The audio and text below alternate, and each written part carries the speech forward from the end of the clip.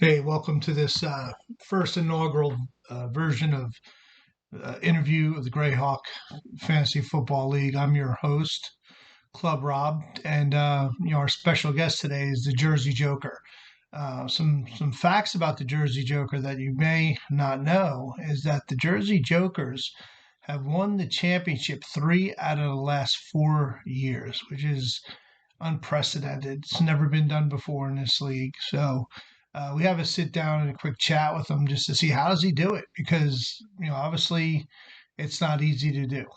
All right, so let's get to it, and quick video, and hopefully we'll have some more features in the future on some of the other teams in the GFL. So first question to the Jersey Joker is, how do you do it? How do you win a championship in a tough league like this, 3 out of the last 4 years? How's it done? We want to know. Well, Club, it's a great question. I mean, it wasn't easy. I can tell you that. There's a lot of hard work put in. I had to run a gauntlet last year specifically. I had to get through Jimmy Keebler's team. They were highest scoring team in the league. Chris had a good squad, faced them in the championships. If it wasn't for Alvin Kamara going off like 51 points or whatever the hell it was, I never would have gotten it done. But that's why I put that team together. We never stopped working, and we're looking to, I don't know, what do you call it when you win 4 out of the last 5 years? Quadruple Pete? Is that quad four? I don't know. I didn't go to college that long, so something like that. But it's not. You just don't get these handed out to you at the local five and dime store. You got to put in the work. So if you're watching this, for all you boys and girls out there, you got to put the work in, and you got to do the studying, right? Not like some of these other teams. Will Cox doesn't even fucking do waivers. I mean, he sits there and cries about it on Thursday and Friday about not getting his player, but he's bitching about it. And here I am fucking picking up guys on Tuesday and Wednesday that are scoring 25 points. In essence, Elijah Moore, that helps me to the victory. So you can't sit on your hands during waiver week and expect to be a champ. So take note, Wilcox, for next year, because this year I don't know if you're going to make the playoffs. So Joker, that's a good comment about Wilcox and the rest of the league just not really doing the work it takes to win championships, but yet they're as loud as any team in the league when it comes to complaining about stuff. I mean, it started out with kickers, from what I heard. Rumors have it that he's complaining about kickers for 5 years now, and yet he loves Graham Gano on the Giants, and was hoping he was going to score about 37 points to pull out a win last week. So he's one, and then don't forget Chris Klein. I mean, he wants the bench to go from 5 to 3, but yet, when you drop a guy, nobody ever wants to drop their guys because they like them on their team. But now when you only got 3 guys on your bench, you got to drop a good player for another Jamal Williams and shit like that. So I don't know. So we're going to be voting on that. He's another, wino, I should say. Fits with his squad name, his team name. And then John Matthews likes to just pile on and give shit. He jumps into the fray until he talks himself out of it and realizes it's not making any sense when he talks about roster size and waiver on Thursday, this and that, and this and that. They never think through, but, Joker, you really always seem to be a step ahead of those 3 guys specifically.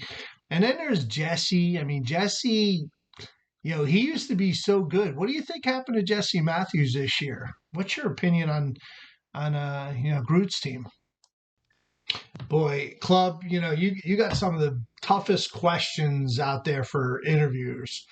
Usually I'm out there with the Hawaiian Tropic ladies and just taking photo ops, showing off my abs and things. And you come with these hard hitting questions. So Groot, Jesse's team. I think once he had that second kid, some of us that have 3 kids or more, A lot of the players in this league have a bunch of kids. It's not easy. You got to do shit with them all the time. I mean, at least try to teach them how to throw a football right. So you got to do that stuff. And then you got, the women advice, the girl advice, the boy advice, how to wash your hair properly, shit like stupid shit. And but it takes time. And he's Jesse's tubbing kids. He wants to be a part of our lives. So he's not going to go out there and he ain't going to go to the cheetah club and canoodle with the team on make football great again. He's going to be in that bathroom with his wife. He's going to be tubbing those kids, and that just takes away a little time from the preparation. So for a second there, I thought he was going to be, fighting it out for that worst spot in the league and standing on a corner sometime in August. Hopefully it's not raining like it was last time. But I never thought I'd see Jesse Matthews out there on a corner. But it was close this year. If it wasn't for Tim Ward, he was so bad. Why don't you ask me about Tim? That's a whole nother story right there. With Tim, I'm going to add this, club. With Tim, first his wife retires or quits, one or the other. What happened there? Did Tim need her advice or something? Because all of a sudden he went from one of the better players ever down to the last place with one win. And we're like, 11 weeks into the season? What the fuck is that? Ask me about Tim, okay? Shit. Yeah, Joker, it's funny you bring that up because I was going to ask you about Tim. I was going to save it for one of my last questions, but, I'll bring it up now. Tisha probably ran Tim's team over the last 12, 13 years, so it's proven that, Tish is the brains of that operation. And apparently it's evident right now that she's not helping him. Probably got mad at him doing something stupid. And, he made her quit the league because she's making him look bad by beating him. And then now he's in last place. And then the worst part about it, Joker, and I'd like your opinion on this, is, there's a new team that took over for Taz. Josh took over the team.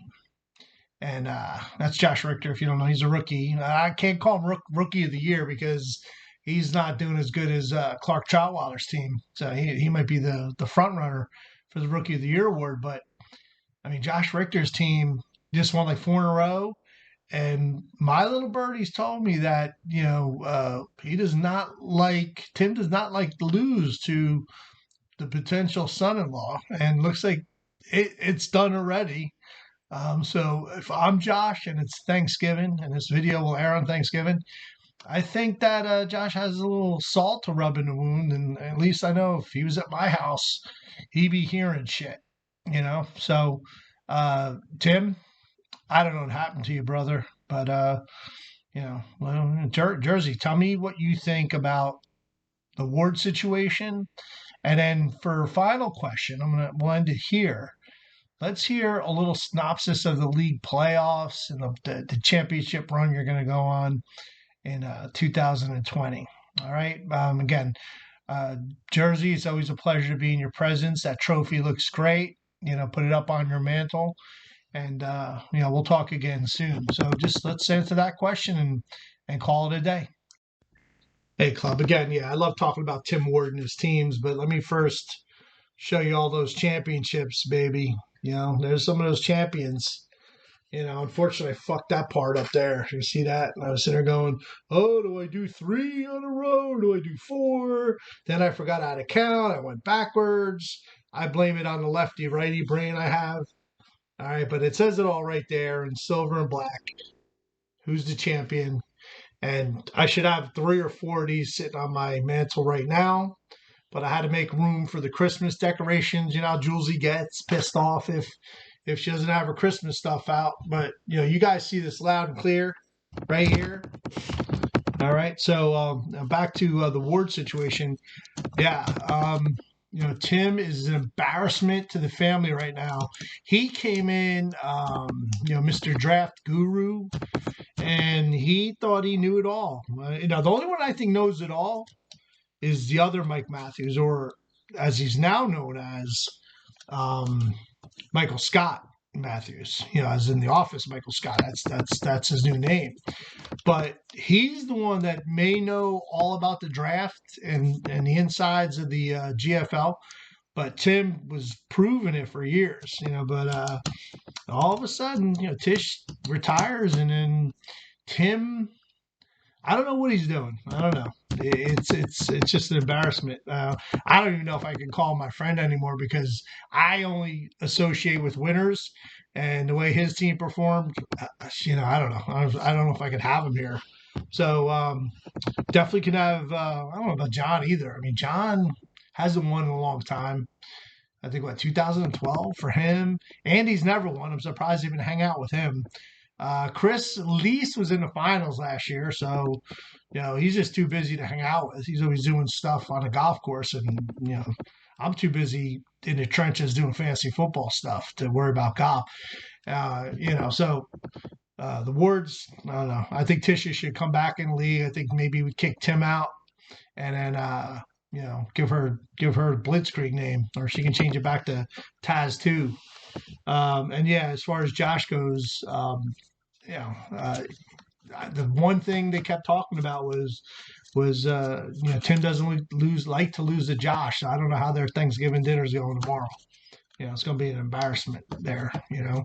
Now just on the rest of the league, the playoff run, it's going to be tough. I got a feeling that Andy's not going to make it, and he's a team I always worry about, but I think he's given up. He's taking my Jamal Williams in the waivers yesterday. Basically,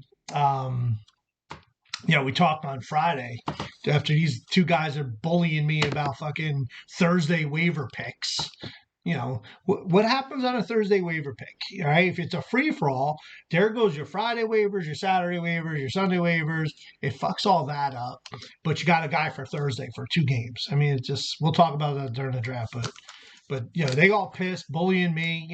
Maybe because it's jealous of this championship, or they don't have their hardware this year like I do, so that could be part of the reason there. But then, I give them some of my pointers who I'm picking up. And there goes Andy picking up Jamal Williams. And then John picking up. And who the fuck drops the Vikings score? What the fuck's his name? I don't even remember, but Kirk Cousins. Who dropped him? And why? The guy's scoring like 30 points a game. And I would have picked him up, but I don't hey, I'm in first place right now. If I was in third place like I was last week, I would have got him. But no, I got Cam Newton. But I dropped him last week, but fuck him anyway. I don't really want him, but I need somebody to back up. John Jackson. All right, now where was I going with this? Jersey, you gave me a question. Club. Too bad I'm not going to edit this video, but you guys know who I'm talking to. And so the playoff run's going to be tough. Jimmy Keebler's team. Man, I don't know what happens to Jimbo. They start out so good, and now he's like one of the worst teams in the league. I guess maybe because Saquon blows. But, he's going to be a threat. He just has to hang on. And then there's Ed Jovey. Everybody's sleeping on Ed Jovey. And that tie he had with Chris's team earlier in the year may help him out, squeaking into the playoffs. So I wouldn't sleep on him. He had a couple good waiver pickups. T Money. I don't know. T Money I don't know if he's working out with Tim Ward this year, but T Money is another above average player that just is faded this year. Michael Scott Matthews. I'm not really worried about him. I'll take care of him. I'll handle him if I play him in the playoffs. Who else? Who's in second? Oh, Mike Matthews. How can we forget Mike Matthews, the original? His team's probably the team to beat. He is probably the team to beat, and my money would be on him, reaching him in the finals. Although I think John will have a few upsets. I think he'll beat a few people to get towards there, and I'm hoping that those two have to play in the semifinals. All right, but the one thing about Mike Matthews is he needs to bring this Russian girlfriend, and I don't know if it's 3 girlfriends ago, but I'd like to see the Russian girlfriend. We do need more females at the draft party, so I'd like to see a Russian girl here. I can't afford to ship any over. With maybe if we bump up the winnings, I can put some money towards that. But I don't know. I'd like to see a free Russian girl if Mike is willing to oblige and bring her. If not, we can always call Kelly Flowers back. I'd love to have her back in the league. I mean, she won the first championship. Why shouldn't she be back for an old timers day? I think Andy would second that, and John. Now John's not going to third it, but maybe Ed Jovi would. I don't know. But who did I miss? I'm trying to think of anybody other teams I got to worry about. All right, T Money's out of the picture. Jesse, I would always worry about, but he's out of the picture. And I don't know. Again, being a dad's not easy, especially when you're 6'10" and trying out for the Toronto Raptors in Tampa, like he is. Who else? Tim. I mean, oh my God, an embarrassment. Josh, he's coming on strong. We'll see. Team Money, we talked about Ed Jovi, Jimbo, Clark. All right, Clark. You talk about Clark. Clark's got a good squad, probably rookie of the year. First year in the league, and he's representing Old Bridge well. That's a plus, So I know he's not out gallivanting around like the other Mike Matthews and Ed Jovi and Andy. They always going out picking up chicks and I'm waiting for a me too moment with those guys. And then so I don't I don't know. Clark, he'll be in there. I don't even know who's in fourth. John's in fourth? No, John's in second or third. I don't know. So that's it. So I think the finals is going to be Jokers against Mike Matthews, the original. I think the original Mike Matthews is going to win. And I think Clark's going to be in the Final Four, and I think John Matthews will be in the Final Four, if that's how the brackets work out. But I don't know. So I'm just going to celebrate, this championship this year.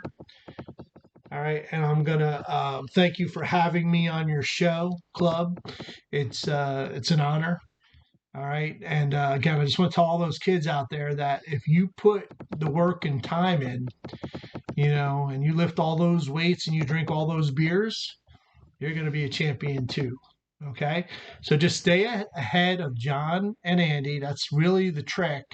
Stay one step ahead of them and make sure the rules benefit you. Okay, and then make sure waivers don't happen on Thursdays and kickers get 500 points. All right, so that way Andy can complain for one more year.